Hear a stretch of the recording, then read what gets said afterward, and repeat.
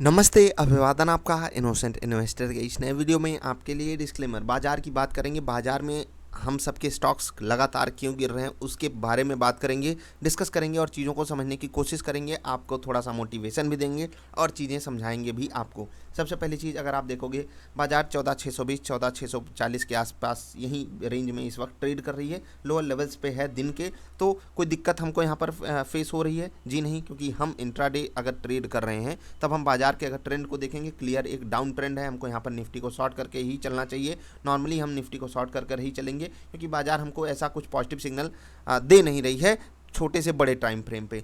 ठीक है, अब हम आते हैं वनडे की कैंडल पे। वनडे की कैंडल जनरली यूज करते हैं कौन? स्विंग ट्रेडर्स की। उनको स्विंग ट्रेड लेना है 10-15 दिनों के लिए, एक महीने के लिए। अब 10-15 दिन के लिए अगर आपको ट्रेड लेना है और आप यहाँ पर कोई कहीं ब्रेकआउट ट्रेड अगर ढूंढ रहे थे, तब आपका स्टॉप लॉस क्लियरली जा चुका है। आप स्टॉप लॉस से बाहर आ चुके हो। अभी आपको क्या यहाँ पर बाई सिग्नल मिला था? जी हाँ, बाई सिग्नल मिला था। और आप या तो टारगेट पे एग्जिट कर लेते या फिर आपका ट्रेलिंग स्टॉप लॉस यहाँ पर हिट हो रहा होगा। ऑफकोर्स ये चीज़ें आपके लिए कॉमन होनी चाहिए अगर आप ट्रेड कर रहे हो। और ट्रेड नहीं कर रहे हो, इन्वेस्टिंग कर रहे हो, क्योंकि वहीं पर सबसे ज़्यादा सवाल आ रहा है, वो मैं आपको समझा देता हूँ। ट्रेडिंग वाली चीज़ें समझने के लिए आप इंट्राडे वाली वीडियो देख सकते हो। यहाँ पर अब बात होगी इन्वेस्टिंग की। अब आप देखिए, आपके पास कोई भी स्टॉक हो, ज़्यादातर चांसेस हैं वो गिर रहा होगा, क्योंकि पूरी की पूरी बाजार गिर रही है। आप देख रहे हो 14,620 के आसपास निफ्टी ट्रेड कर रही है, जब पूरी बाजार 1-1.5% डाउन है। अगर आप देखोगे पिछले 10 दिनों में बाजार का माहौल एकदम ख़राब हो गया है। पिछले 2 हफ्तों में बाजार का माहौल बिल्कुल ठीक ठाक नहीं चल रहा है। हम ग्लोबल मार्केट से संकेत ले रहे हैं और उससे भी बड़ी दिक्कत हमारे खुद के घर में हो गई है। कोविड के केसेस हम किस तरीके से हैंडल नहीं कर पा रहे हैं वो साफ साफ दिखाई दे रहा है। तो इन सब चीज़ों को देखकर हमारे साथ क्या होगा? ऑफकोर्स सी बात है, बाजार में कॉन्फिडेंस की कमी आएगी और वहाँ पर लोग बेचकर निकलना चाहेंगे। कल मैंने आपसे कहा था कि बाजार में पोजीशन हेज टाइप की बन चुकी है, यानी कि अब जहाँ पर बाजार आकर खड़ी है, यहाँ से बाजार जो ट्रेंड चल रहा है वो अब या तो रुकेगा या तो बाजार अपना ट्रेंड चेंज करेगी। ये आपको जनरली पता है। अगर हम नीचे से ऊपर जा रहे हैं और यहाँ आकर कोई पोजीशन अपनी हेज कर रहा है, इसका मतलब वो ये सोच रहा है या तो बाजार यहाँ रुकेगी या तो यहाँ से गिरेगी। ठीक है, अब यही चीज़ें होती हैं आपके लिए समझने लायक। आपके पास कोई भी स्टॉक हो, सबके स्टॉक्स गिर रहे हैं, हमारे भी गिर रहे हैं, आपके भी गिर रहे हैं। हो सकता है कि आपका पोर्टफोलियो की मैं बात कर रहा हूँ, याद रखिएगा। पोर्टफोलियो का मतलब मोर देन 5 to 7 स्टॉक्स। ठीक है, अब अगर इतने स्टॉक्स आपने रखे हैं तो बहुत ज़्यादा चांसेस है, अगर आपने ठीक ठाक क्वालिटी के रखे होंगे, बहुत ज़्यादा आपका पोर्टफोलियो इस जोन में गिरा होगा, 10 से 15%। और ये कोई गिरावट नहीं होती है। सिंपली समझिए, ये कोई गिरावट ऐसी नहीं हो जाती है कि आपको सब कुछ बेचकर भाग जाना चाहिए।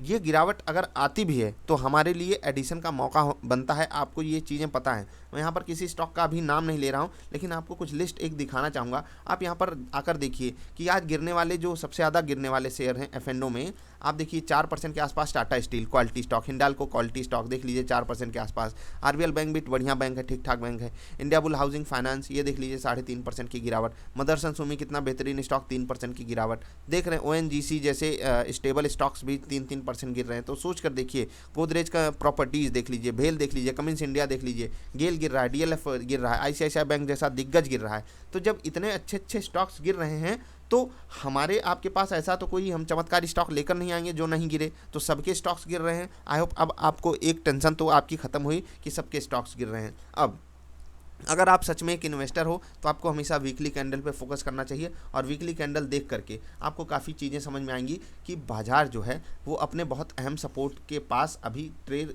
करने आई है। ठीक है, ये सपोर्ट बाजार के लिए बहुत बड़ा है। आप इस चीज़ को यहाँ से वेरीफाई कर सकते हो। एक बार कोशिश की, फिर अगली कैंडल बनी, फिर वहाँ से गिर गई बाजार, उसको तोड़ कर गई तो ऊपर गई, फिर से वहीं पर आकर सपोर्ट लिए ऊपर से, फिर वहीं से वहीं पर आकर बाजार सपोर्ट लेने की कोशिश कर रही है। क्या सपोर्ट टूटता नहीं है? बिल्कुल टूटता है। क्या सपोर्ट टूट गया तो हमारा सब कुछ बर्बाद हो जाएगा? बर्बाद तो यहाँ पर नहीं हुआ।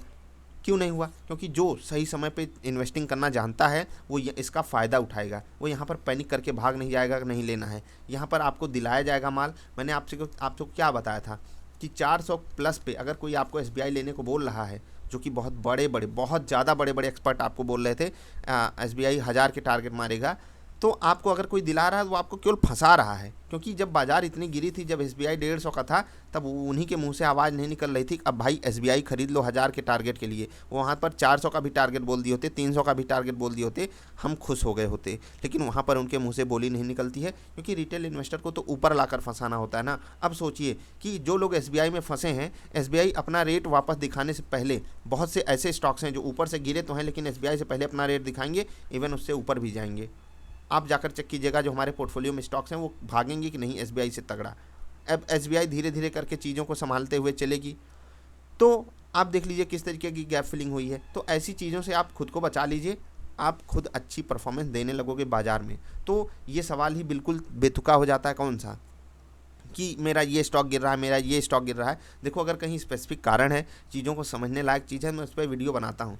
लेकिन अब आप कहो कि मैं जितने सवाल पूछूं हमको उस पर जवाब चाहिए, तो ये पॉसिबल है ही नहीं। आप वीकली कैंडल देखिए और चीज़ों को समझने की कोशिश कीजिए। हमारी बाज़ार लगातार ऊपर जा रही है, हम सब कुछ झेल गए हैं। हम 2008 की क्राइसिस झेल गए हैं, हम ये 2016 की शुरुआत में, 2015 के सेकेंड हाफ में आप देख लीजिए किस तरीके की गिरावट आई थी, हम उसको झेल गए। कोविड की गिरावट झेल गए, हमने सब कुछ देखा है। और ये चार्ट आपसे बहुत कुछ कहना चाहता है। ये चार्ट आपके सामने 20, 22, 25 साल का है। 20, 22, 25 साल में हमने क्या क्या नहीं देखा।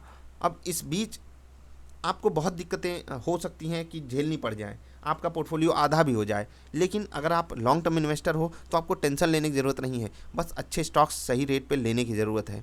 अब ऐसा नहीं है कि आप यहाँ पर आकर ख़रीद लो, फिर देखिए मैं बता रहा हूँ, आप यहाँ पर अगर आकर ख़रीदोगे और आपको अगर मैं कह दूँ कि फिर 3 साल वेट करो, 3 साल बाद अगर आपका रेट आएगा, ठीक है, तो आप एग्जिट कर जाओगे। क्यों? क्योंकि आपने देख लिया, तबाही देख ली, आपका रेट वापस आ गया, आप एग्जिट करने के बारे में सोचोगे। जो कि यहाँ कोविड के समय हुआ, लोगों ने यहाँ बहुत दबाकर खरीदारी की और म्यूचुअल फंड का इन्फ्लो यहाँ पर इतना ज़्यादा था, म्यूचुअल फंड वालों ने यहाँ पर इतना माल खरीदा था और वो बेचारे सब के सब यहाँ पर एग्जिट हुए हैं, यहाँ कहीं, ठीक है, वो सब एग्जिट हुए हैं यहाँ पर। उसके बाद एफआईआईज खरीदे हैं, बाजार को ऊपर लेकर गए हैं। ये रियलिटी अगर आपको अभी भी नहीं समझ में आती और ये माइंडसेट अगर इन्वेस्टर्स का नहीं समझ में आता, रिटेल इन्वेस्टर का, तो आप थोड़ा सा ना मतलब समय दीजिए अपने आप को और अलग सोचने की कोशिश कीजिए। नहीं तो रिटेल इन्वेस्टर हमेशा अपना पैसा अलग ही लेवल पे लगाता आता है। रेजिस्टेंस पे वो ख़रीद लेगा और सपोर्ट पर आकर बेच देगा। जैसे कि अब बहुत सारे स्टॉक्स अपने सपोर्ट के आसपास आ रहे हैं, अब उसको इतना बड़ा लॉस हो रहा है कि वो यहाँ पर सोच रहा है कि यहाँ पर मैं बेचूं या ख़रीदूं, जबकि ये खरीदने का लेवल अब आया है। और मैं आपसे चीख के, आप लोग कह भी नहीं सकते, मैं कम से कम और नहीं तो अपनी 30 वीडियो में, 30 क्या 40-50 वीडियोज़ में मैं ये बोला हूँगा, अपना पैसा लिक्विड फंड में डालो। इन्वेस्टिंग रोज़ रोज़ करने का काम नहीं है। इसीलिए ऐसा तो है नहीं मैं आपको रोज़ पोर्टफोलियो दे सकता हूँ, मैं हो सकता है महीने में 15, 20, 25 दिन में एक बार पोर्टफोलियो आपको देता हूँ। 14 नवंबर के बाद सीधे 26 जनवरी, देख लीजिए कितना बड़ा अंतर है। ये लेवल्स, अच्छे स्टॉक सही लेवल पे हमको पकड़ मिल जाए, वो अच्छी चीज़ें होती हैं। फिर 26 जनवरी के बाद सीधे 14 नवंबर, अब शायद दिवाली में अभी दिक्कत है लोगों की, लोग अवेलेबल नहीं हैं, तो हो सकता है आपको ना मिल पाए, लेकिन पूरी कोशिश रहेगी कि दिवाली के लिए आपके लिए एक पोर्टफोलियो क्रिएट करें, क्योंकि बहुत से अच्छे स्टॉक्स बहुत सही रेट पे, हो सकता है ट्रेंड रिवर्सल के भी संकेत बना रहे हैं। तो आप लोग बताइएगा अगर आपको चाहिए तो। बाकी मैंने बाज़ार में आपको मोटिवेशन यही दे दिया कि लॉन्ग रन में बाज़ार ऊपर जाएगी ही जाएगी, आपका स्टॉक भी ऊपर जाएगा। इवन स्टॉक जो है आपका, वो बाज़ार से भी बहुत बेहतरीन परफॉर्म करेगा। मैं आपको यही चीज़ें समझा रहा हूँ, लगातार समझा रहा हूँ कि आप जाकर देखिए 26 जनवरी के आसपास से आप परफॉर्मेंस चेक कीजिए, बाज़ार वहीं पर वहीं के वहीं खड़ी है और हमारा पोर्टफोलियो अभी भी 10-12% ऊपर है। तो अच्छे स्टॉक आप सेलेक्ट करोगे तो वो आपको रिवॉर्ड करेंगे। तरीका मैंने आपको हर जगह समझाया है, खुद लाकर आपको पोर्टफोलियो दे देता हूँ। और क्या चाहिए आपको? चीज़ आप समझना नहीं चाहोगे, सवाल पूछोगे तो फिर कुछ नहीं हो सकता।